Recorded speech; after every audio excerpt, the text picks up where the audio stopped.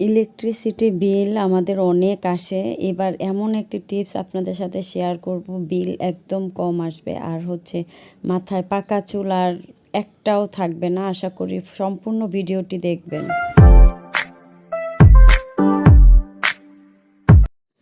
আসসালামু আলাইকুম, আমি উর্মি রহমান ঢাকা থেকে বলছি। তো যেখান থেকে আমার ভিডিওটি দেখছেন আশা করি ভালো আছেন। তো আমি প্রথম টিপসে চলে গেলাম। এখানে আমি একটা সাদা কাগজ নিয়েছি, আমাদের ঘরে যে কাগজটা থাকে সেটাই। এটা হচ্ছে আমাদের কিন্তু অজান্তেই ইলেকট্রিসিটি বিল অনেক পরিমাণ চলে আসে। সেটা কেন আসে আমরা কিন্তু আসলে ক্লিয়ারলি বুঝতে পারি না। তো এটা টিপস হচ্ছে, একটা সাদা কাগজ আপনারা ফ্রিজের ভিতরে রাবার যেখানে থাকে আর কি ওখানে রেখে দিবেন। এই কাগজটা যদি আসলে টাইট থাকে, যে না টানলেও হচ্ছে সহজে খুলে আসছে না, তাহলে বুঝতে হবে যে না আপনার ফ্রিজের রাবারটা ঠিক আছে, আপনার ঠান্ডাটা আসলে লিক হয়ে বের হয়ে যাচ্ছে না। কারণ লিক হয়ে বের হয়ে গেলেই কিন্তু আমাদের ইলেকট্রিসিটি বিলটা বেশি আসে।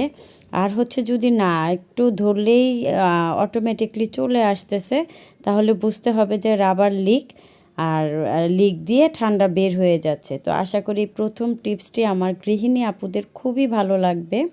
তো চলে যাচ্ছি দ্বিতীয় টিপসে, কিচেন টিপস। এটা আমরা অনেক বড় লাউ কিনে নিয়ে আসি, যেহেতু শীতের দিন, খুব ভালো একটা সবজি।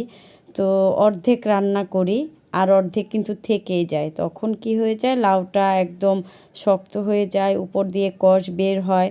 তো এটার ছোট্ট একটি টিপস হচ্ছে, আপনারা কাটার পর লেবু দিয়ে একটু ঘষে দিবেন, তাহলে কিন্তু লাউটা নরম থাকবে।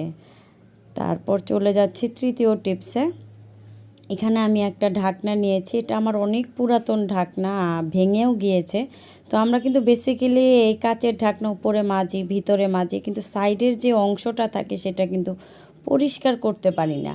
তো এটার অভিনব কায়দা হচ্ছে, একটা ওষুধের প্যাকেট নিয়ে সেটার মধ্যে টিস্যু পেপার দিয়ে সাইডটা যদি আমরা এরকম ভালোভাবে, মানে শক্ত, একটু শক্ত হাতে যদি পরিষ্কার করে নিয়ে, আপনারা দেখতে পারবেন অনেক ময়লা কিন্তু এটার ভিতর থেকে বের হয়। আর এটা যদি নতুনের পর থেকেই করি তাহলে কিন্তু ময়লা জমার কোনো চান্সই থাকে না। আমার এটা যেহেতু পুরাতন ঢাকনা, তাই এটা দিয়ে আমি শেয়ার করেছি। বাকি ঢাকনাগুলো কিন্তু সব আমার এরকম খুব সুন্দর পরিষ্কার, যেহেতু আমি এই টিপসটা সবসময় অবলম্বন করি।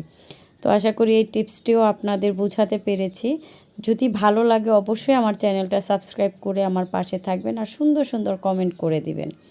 তো চলে যাচ্ছি পরবর্তী টিপসে। এটা হচ্ছে আমার এই আজকের ভিডিওর মূল টিপস। এখানে আমি চা পাতা নিয়েছি। চা পাতা আমরা জানি অনেক কাজে কিন্তু আমাদের চা পাতা ব্যবহার হয়, খুব ভালো ভালো কাজে। তো এই চা পাতাটা আজকে আমি এমন কাজে ব্যবহার করব যে আমার আপুরা কিন্তু খুব খুশি হয়ে যাবে এবং আমাকে দোয়া দিবে। তো এখানে আমি 1 চামচেরও কম চা পাতা নিয়েছি, আর হচ্ছে সাথে দিয়ে দিচ্ছি হট ওয়াটার। একদম আমি কিন্তু চা পাতাটাকে জাল দিব না, চা পাতাটার উপরে হচ্ছে গরম পানিটা ঢেলে দিব, কারণ চা পাতা জাল দিলে আমি যেটা চাচ্ছি সেটা হবে না আর কি। তো এই যে এটার উপরে ফুটন্ত গরম পানি দিয়ে দিলাম, আর হচ্ছে ভালো করে এটাকে মিক্সড করতে হবে অনেকক্ষণ, প্রায় 1-2 মিনিট। কারণ হচ্ছে চা পাতার যে কালারটা আছে সেটাই আমার আসলে প্রয়োজন। তো এখন হচ্ছে আমি আপনাদের বলি এটা আমি কি কাজে ব্যবহার করব। কারণ আমাদের এখন কিন্তু অল্প বয়সেই চুল পাকা ধরে যায়, কারণ বয়সের সাথে এখন চুল পাকার কোনো ম্যাচিংই আসলে হয় না। তো অল্প বয়সে চুল পেকে যাচ্ছে, চুল পড়ে যাচ্ছে, তারপর চুল চিকন হয়ে যাচ্ছে। তো সেটার একদম ঘরোয়া একটি টিপস হচ্ছে এটা। এটা আপনারা অবলম্বন করলে আসলে একদম প্রমাণ পাবেন যে এটা কতটুকু কার্যকর। তো এই যে আমি একটা ছাঁকনির মধ্যে ঢেকে নিচ্ছি, আর আরেকটু পানি দিয়ে দিচ্ছি, কারণ এখানেও কিন্তু অনেক রং চা পাতার মধ্যে আছে। তো এটাকে আমি সুন্দর করে ছেঁকে নেব যতক্ষণ পর্যন্ত চা পাতাটা আসলে পানিটা কালারটা আমি না পাচ্ছি। আর এই চা পাতাটা কিন্তু আমি ফেলে দিব না। এই চা পাতাটা আপনারা চাইলে আবার চা বানিয়ে খেতে পারবেন। তারপর হচ্ছে হাঁড়ি পাতিল মাজলে কিন্তু খুব সুন্দর পরিষ্কার হয়। এই টিপসটাও আমি আপনাদের সাথে পরবর্তী ভিডিওতে শেয়ার করব, না হলে গাছের মধ্যে দিতে পারেন। তো এই যে কালারটা খুবই সুন্দর আসছে, আর এই কালারটাই হচ্ছে আমাদের চুলের জন্য খুবই উপকার। তো এখানে যে কোনো শ্যাম্পু আপনারা ব্যবহার করতে পারেন। আমি যে ক্লিনিক ক্লাস নিয়েছি সেটা যে লাগবে, বা সানসিল্ক সেটা লাগবে, এটার কোনো আসলে মানেই নেই। যে যেটা শ্যাম্পু ব্যবহার করেন, আমাদের ঘরে আমরা আপনাদের ভাইয়া যখন বাহিরে যায় একবারে অনেক ধরনের শ্যাম্পু নিয়ে আসে, সেটাই আমরা ব্যবহার করি।